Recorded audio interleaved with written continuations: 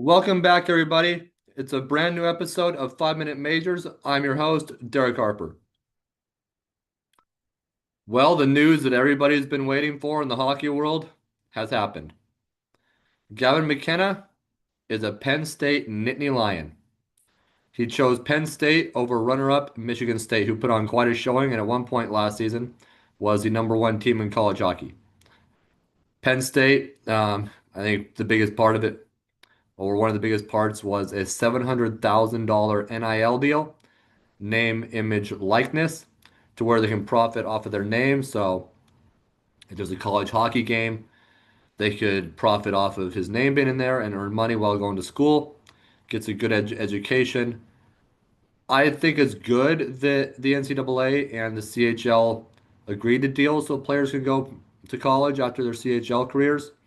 However, it's having an impact that I didn't really think about too much, unfortunately, in that not only are they able to go to college after their careers, but some players are leaving early to go to college now.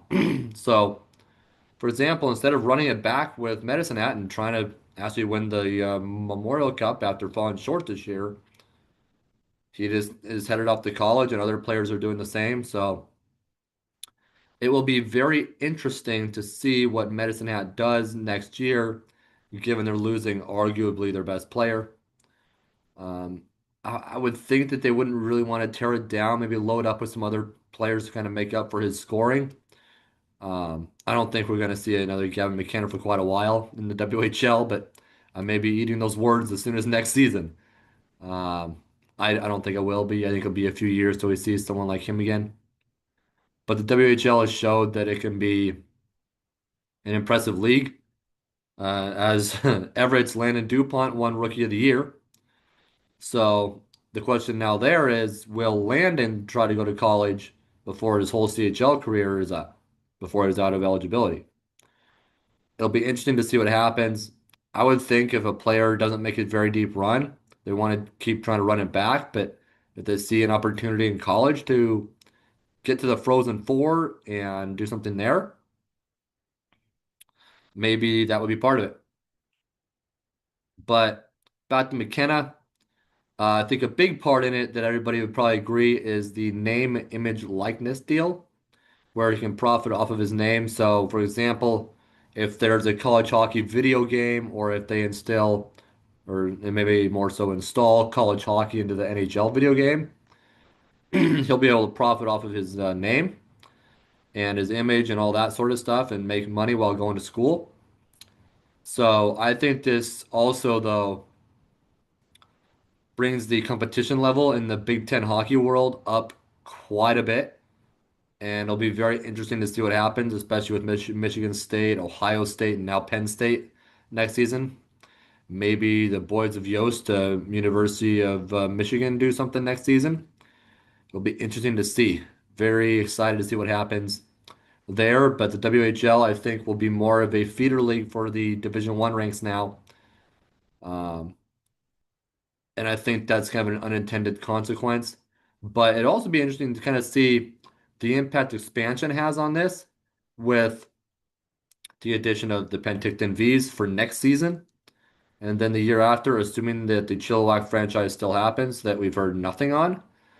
I mean, there's time to hear stuff on that, but it's kind of interesting that we've not really heard anything so far. So we'll see what happens. But as for some other news that we haven't really touched on, next season, Calgary and Lethbridge, Alberta will host the CHL USA Top Prospects Challenge. It's the second year that this has happened after the whole Ukraine-Russia war kind of ended the CHL versus Russia challenge, unfortunately. But it'll be interesting to see. I don't know how I like this. This is kind of my argument still for having an all-star game instead of just USA prospects versus the CHL guys.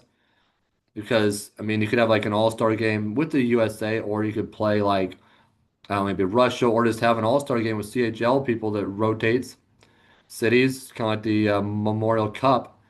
But that's just my opinion. But it will be held this year on Tuesday, November 25th in Calgary at the Scotiabank Saddledome. home of the Calgary Wranglers, Hitmen, and obviously the Flames. Now, the Hitmen obviously don't get to play all their home games there, unfortunately, because of the Wranglers and Flames. But the second one will be at the Lethbridge Hurricanes home on Wednesday, November 26th. So something to keep your eye on there. And I'm sure that could even change as the whole NCAA agreement and CHL thing maybe evolves and that landscape changes. It'll be interesting to see maybe if it's like they change it to more of a CHL versus USHL All-Star Challenge, given that the USHL is borderline the same level as the CHL now. So we'll see what happens there.